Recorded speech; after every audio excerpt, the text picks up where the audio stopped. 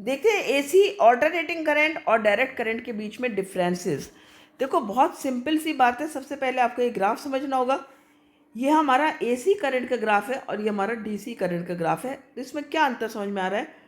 तुम देख सकते हो यहाँ पर ये करंट जो है यहाँ से स्टार्ट हुई है और ये इस तरह से इसने अपनी डायरेक्शन पहले ऊपर से नीचे इस तरह से यहाँ तक आई है, फिर यहाँ से यहाँ, यानी ये एक डायरेक्शन हो गई सिंगल और उसके बाद में ये एक डायरेक्शन हो गई। तो इस तरह से क्या हुआ, एसी की डायरेक्शन आप देख सकते हो चेंज होती है और यहाँ से लेकर के यहाँ तक ये एक वेव हो गई। It is called one wave. ये वेव के हिसाब से चलती है और ऐसी कितनी ही वेव्स प्रोड्यूस होती हैं एसी में।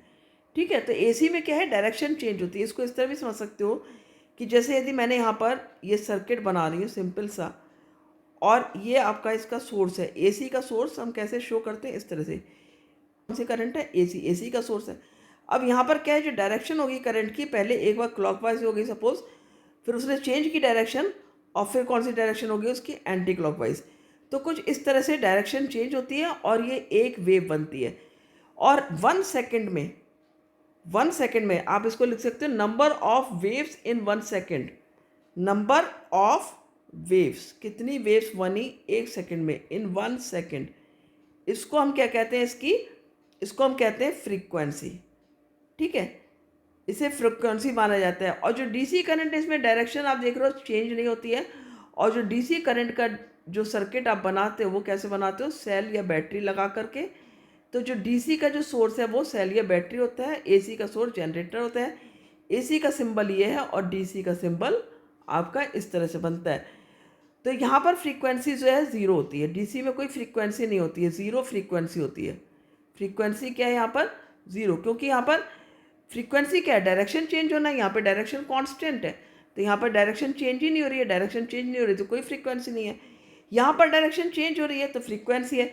अब फ्रीक्वेंसी कितनी है, तो एसी की फ्रीक्वेंसी इसको हर्ट्स में नापते हैं। किस में नापते हैं इसको, जो फ्रीक्वेंसी की यूनिट है, यूनिट क्या है फ्रीक्वेंसी की, unit of frequency is hertz.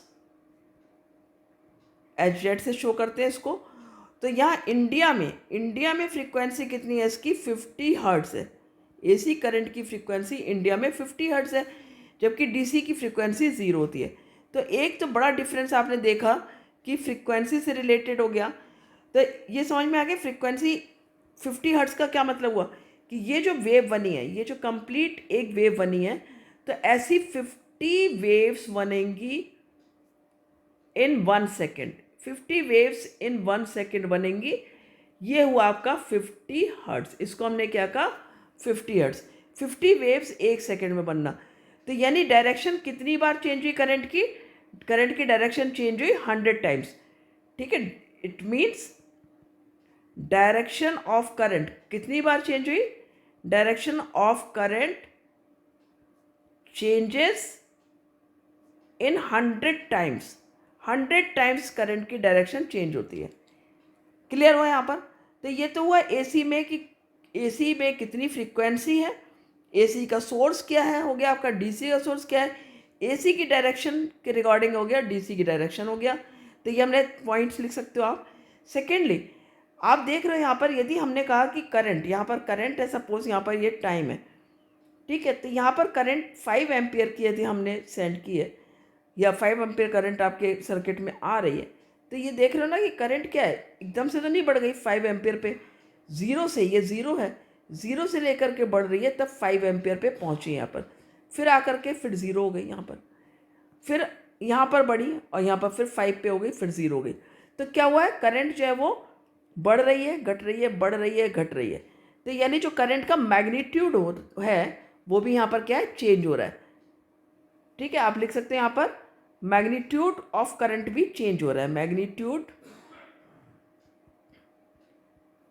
Changes. ठीक है, यहाँ पर मैग्नीट्यूड कांस्टेंट है, कोई चेंज नहीं हो रहा है, क्योंकि डायरेक्शन ही चेंज नहीं हो रही है, तो मैग्नीट्यूड भी यहाँ पर क्या है आपका, कांस्टेंट है। क्लियर हुआ। तो ये इसके सोर्स आपको पता लग गया है, इसका सोर्स जनरेटर है, सोर्स ऑफ एसी क्या है आपका, जनरेटर है। सोर्स ऑफ डीसी क्या है आपका, सोर्स ऑफ डीसी है आपका सेल और बैटरी, ठीक है। और एसी जो है वो ज़्यादा खतरनाक होती है, it is more dangerous. DC थोड़ा सेफ होती है, ठीक है। एसी क्या है, इट्स शॉक, जो शॉक होता है इसका वो क्या करता है, अट्रैक्टिव नेचर होता है, इज़ अट्रैक्टिव इन नेचर, ठीक है। अट्रैक्टिव इन नेचर का क्या मतलब हुआ, यानी कि चिपका लेता है शॉक इसका। जबकि जो डीसी का शॉक होता है, शॉक तो दोनों करंट देंगी, लेकिन जो डीसी का शॉक होता है वो रिपल्सिव होता है नेचर में। कैसा होता है, repulsive in nature. Repulsive in nature का क्या मतलब हुआ कि वो झटका दे के आपको छोड़ देगा, आप गिर जाओगे झटका खा करके। एक पॉइंट और लिख सकते हो आप कि जो एसी है इसको ट्रांसफ़र किया जा सकता है लॉन्ग डिस्टेंसेस पर, ठीक है। It can be transferred easily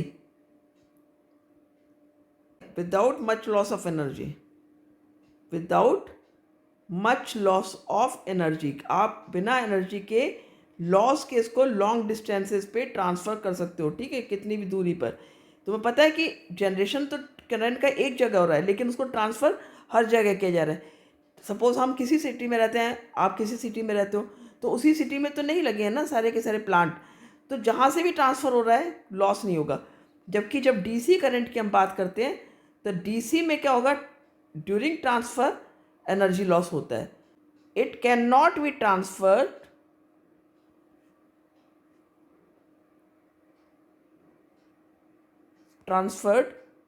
on long distances as it loses energy। यहाँ पर एनर्जी का लॉस होता है या पावर का लॉस होता है। क्लियर हुआ? आई होप पूरी तरह से समझ में आ गया होगा एसी और डीसी के आपको डिफरेंसेस।